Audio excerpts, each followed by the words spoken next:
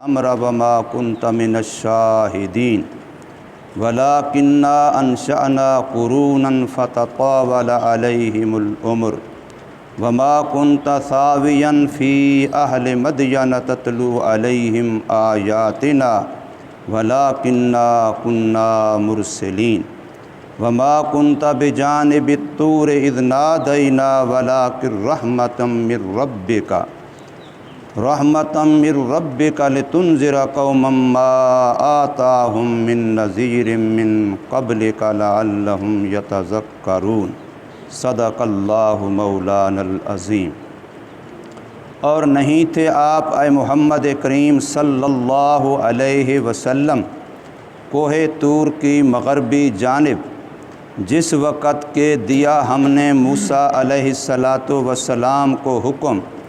اور نہیں تھے آپ حاضرین میں سے، اور لیکن بنائے ہم نے بہت سارے زمانے، پس لمبی ہو گئی ان پر عمر،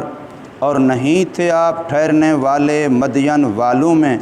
جو تلاوت کرتے آپ ان پر ہماری آیتیں، اور لیکن ہیں ہم رسول بھیجنے والے۔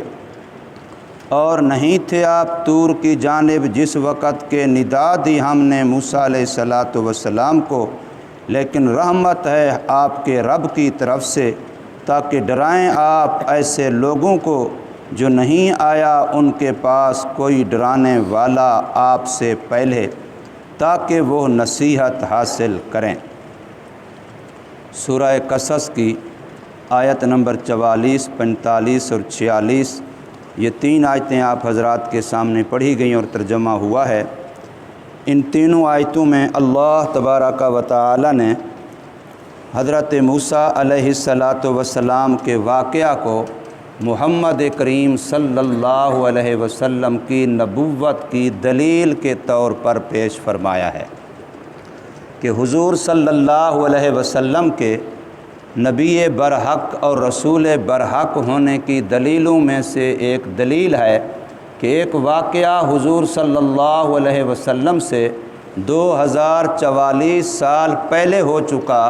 لیکن آپ صلی اللہ علیہ وسلم اتنا عرصہ بعد بغیر کسی کتاب کے پڑھے،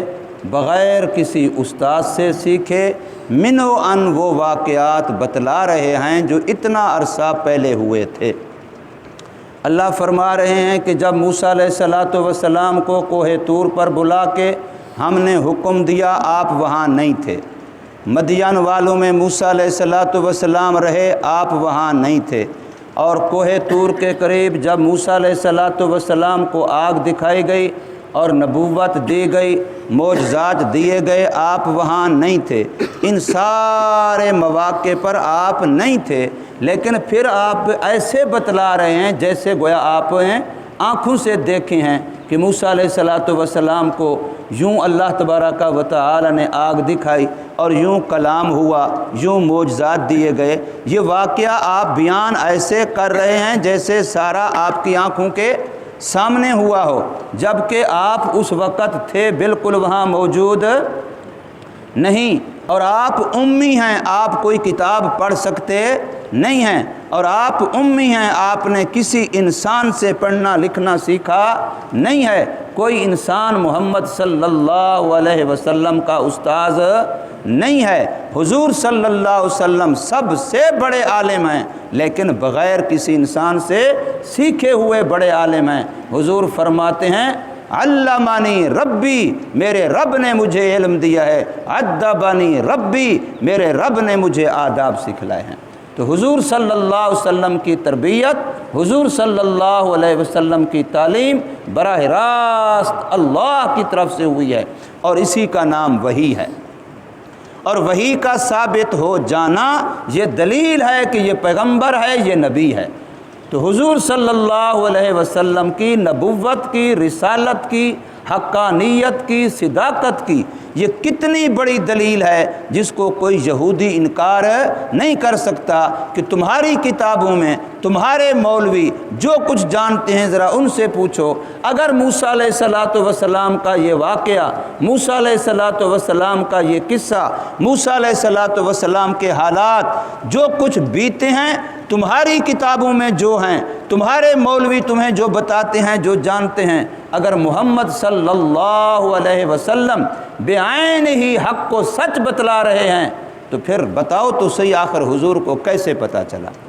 سوائے اس کے نہیں کہہ سکتے کہ براہ راست اللہ نے بتلایا ہے۔ کوئی اور راستہ، کوئی اور صورت، کوئی اور ذریعہ حضور صلی اللہ علیہ وسلم کے علم کا نہیں ہے۔ جب اور نہیں ہے اور یہی ایک ہی ذریعہ ہے اور یہی ذریعہ وہی ہے اور وہی پیغمبر پر آتی ہے، نبی پر آتی ہے، رسول پر آتی ہے، تو پتہ چلا کہ محمد صلی اللہ علیہ وسلم نبی برحق ہیں، رسول صادق ہیں، آپ حق لے کر کے آئے ہیں، سچ فرما رہے ہیں۔ جیسے یہ واقعہ ٹھیک بیان فرما رہے ہیں تو باقی باتیں بھی حضور صلی اللہ علیہ وسلم کی پھر ایسے ہی ٹھیک اور سچ ہیں۔ تم جو حضور صلی اللہ علیہ وسلم کی نبوت و رسالت کا انکار کر رہے ہو، یہودیوں، عیسائیوں، مشرکین مکہ، پھر تم اپنی غلطی مانو کہ محمد صلی اللہ علیہ وسلم واقعی نبی برحق ہیں۔ تو اس واقعے کو حضور صلی اللہ علیہ وسلم کی نبوت کی دلیل کے طور پر اللہ تبارک و تعالی نے ان آیات کریمہ کے اندر بیان فرمایا ہے۔ ارشاد ہوتا ہے وما کنت بجانب الغربی، کہ اے محمد کریم صلی اللہ علیہ وسلم آپ کوہ طور کی مغربی جانب موجود نہیں تھے، آپ اس وقت نہیں تھے۔ اذ قضینا الی موسیٰ الامر، جب ہم نے موسیٰ علیہ الصلوۃ والسلام کو حکم دیا کہ آپ فرعون کے پاس جائیے اور جا کے اس کو رب العالمین کا تعارف کرائیے، تو فرمایا آپ اس وقت وہاں موجود، وہاں کیا موجود ہوتے؟ وما کنت من الشاہدین، جتنی دنیا میں اس وقت انسانیت لوگ جس میں دنوی کے ساتھ موجود تھے آپ ان میں سے نہیں تھے۔ آپ تو شاہدین میں سے، حاضرین میں سے، موجودین میں سے سرے سے تھے ہی نہیں۔ جب کائنات کے اندر اس وقت کے موجود انسانوں میں سے آپ نہیں تھے تو پھر آپ وہاں کیسے ہوتے؟ اس لیے آپ وہاں بھی نہیں تھے اور آپ اس وقت کے موجودین انسان جو جس میں دنوی کے ساتھ موجود تھے آپ نہیں تھے۔ عالم امر کا معاملہ الگ ہے، روحانی موجودگی الگ ہے۔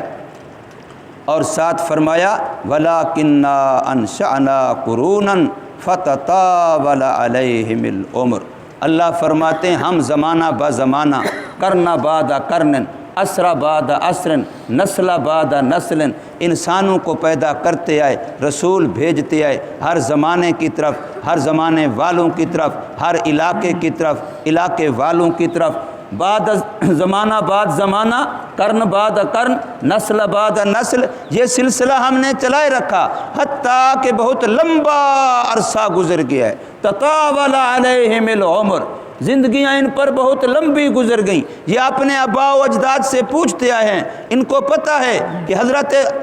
آدم علیہ السلام سے جو سلسلہ نبوت چلا ہے تو کتنے انبیاء اللہ نے بھیجے، کتنے رسول اللہ نے بھیجے، کتنے پیغام رسان دین کی بات کرنے والے اللہ نے بھیجے، وہ سارے اپنے اپنے علاقے میں، اپنے اپنے زمانے میں اللہ تبارک و تعالیٰ کی باتیں لوگوں کو بتلاتے رہے، لیکن آپ ان میں سے کسی کے زمانے میں، کسی کے علاقے میں موجود نہیں تھے، مگر آپ واقعات ان کے من و عن بیان کرتے ہیں، صحیح بیان کرتے ہیں، حق اور سچ بتاتے ہیں۔ تو اس کا مطلب ہے کہ آپ کو اللہ ہی بتلاتا ہے اور تو کوئی ذریعہ ہی نہیں ہے۔ اور فرمایا کہ آپ مدین والوں میں بھی نہیں تھے، وما کنت ثاویا فی اہل مدین، مدین والوں میں جو شعیب علیہ السلام کا علاقہ ہے، جہاں کا پورا واقعہ آپ نے بیان کر دیا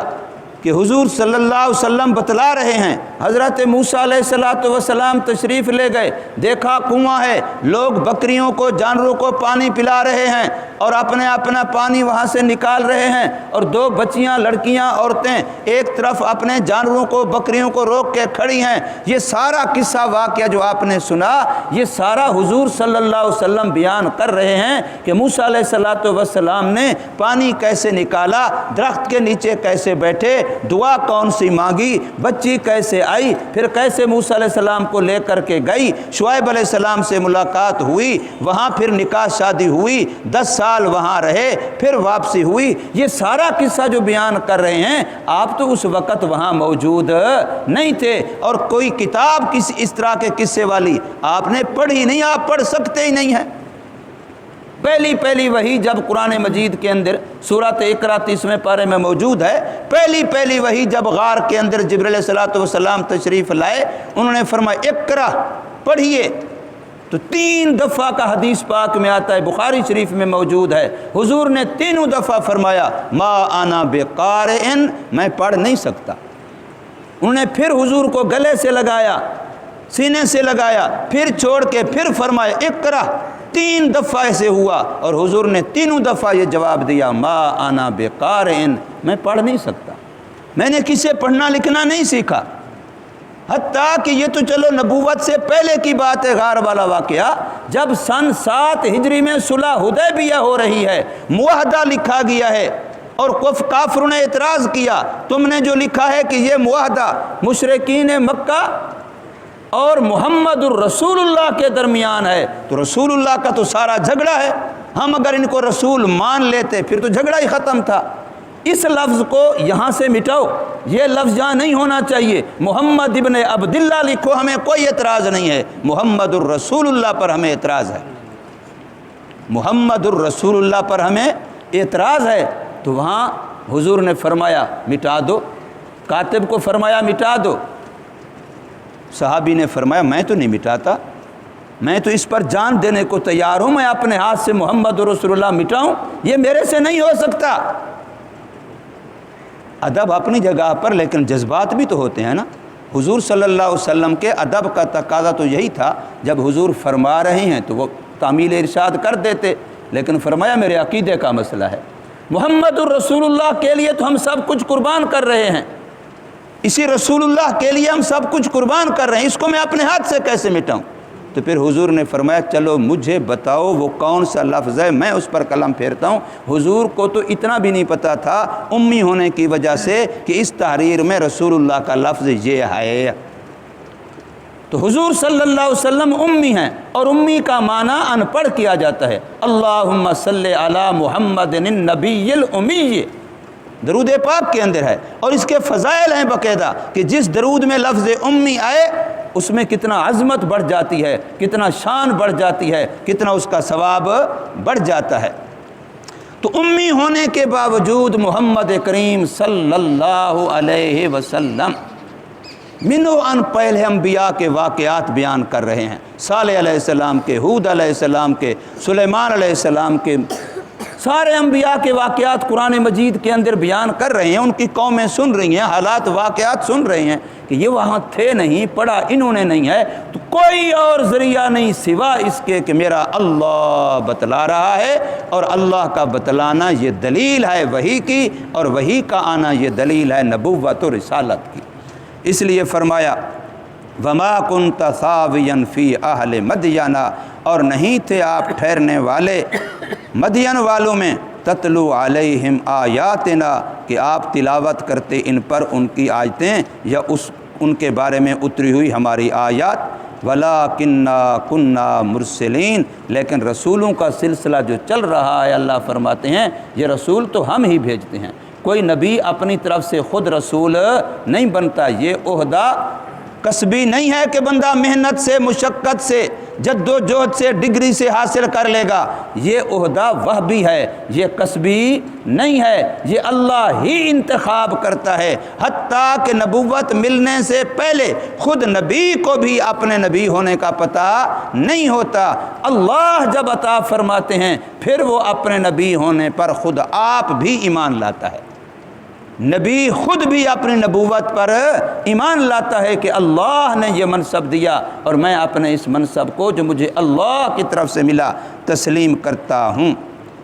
اور فرمایا وما کنت بجانب الطور اذ نادینا، اور اسی طریقے سے حضرت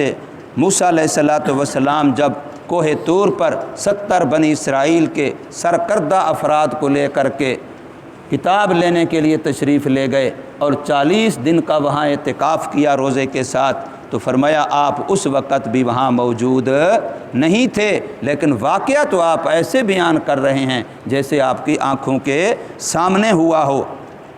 تو یہ سارا کچھ کیا ہے؟ وَلَٰكِن رَحْمَةً مِّن رَّبِّكَ، یہ آپ کے رب کی رحمت ہے، اور یہاں رحمت بمعنی علماء نے لکھا نبوت ہے، یعنی یہ آپ کے رب نے ازروئے رحمت کے آپ کو جو نبوت عطا فرمائی ہے، رسالت عطا فرمائی ہے، اس کی بنا پر آپ یہ سارے انبیاء کے سارے واقعات صحیح بیان فرما رہے ہیں، جن میں حضرت موسیٰ علی نبینا و علیہ السلام کا واقعہ بھی ہے۔ اور آپ کو رحمت و نبوت دے کر کے اللہ نے منصب اور ذمہ داری یہ لگائی لِتُنذِرَ قَوْمًا مَّا آتَاهُم مِّن نَّذِيرٍ مِّن قَبْلِكَ، تاکہ آپ ایسی قوم کو ڈرائیں جن میں آپ سے پہلے کوئی ڈرانے والا نہیں آیا۔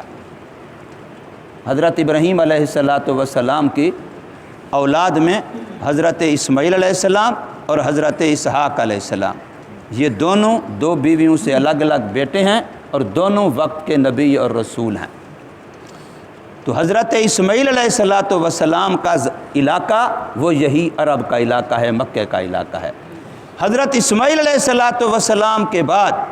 پھر ساری نبوت وہ حضرت اسحاق علیہ السلام کے خاندان میں چلی۔ اسحاق علیہ السلام، ان کے بیٹے یعقوب علیہ السلام، ان کے بیٹے یوسف علیہ السلام، پھر اسی سے چلتی رہی مصر میں حتیٰ کہ موسیٰ علیہ السلام تک، اور اس کے بعد عیسیٰ علیہ السلام تک اسی سلسلہ میں نبوت چلتی رہی۔ محمد صلی اللہ علیہ وسلم پھر حضرت اسماعیل علیہ السلام کے خاندان میں سے تشریف لائے۔ تو یہاں فرمایا جا رہا ہے کہ اے محمد کریم صلی اللہ علیہ وسلم، آپ کو مکے والوں میں نبی بنا کر کے بھیجا گیا۔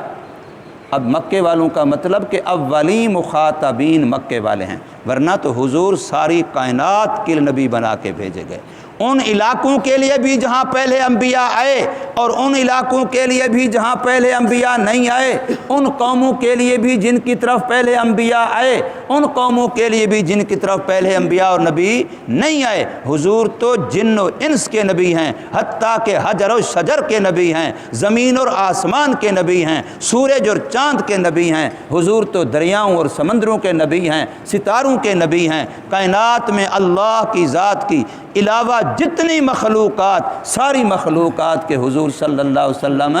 نبی ہیں، اور حضور کی اطاعت مخلوق میں سے ہر مخلوق نے کی ہے، ہر مخلوق نے حضور صلی اللہ علیہ وسلم کی اطاعت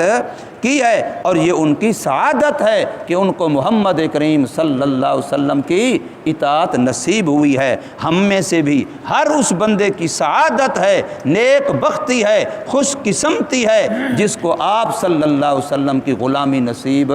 ہو جائے۔ فرمایا وَلَٰكِن رَحْمَةً مِّن رَّبِّكَ، لیکن وہ رحمت ہے آپ کے رب کی طرف سے، یعنی نبوت و رسالت ہے آپ کے رب کی طرف سے۔ لِتُنذِرَ قَوْمًا مَّا آتَاهُم، تاکہ ڈرائیں آپ ایسی قوم کو، ایسے لوگوں کو جو نہیں آیا ان کے پاس من نذیر من قبلک، کوئی ڈرانے والا آپ سے پہلے۔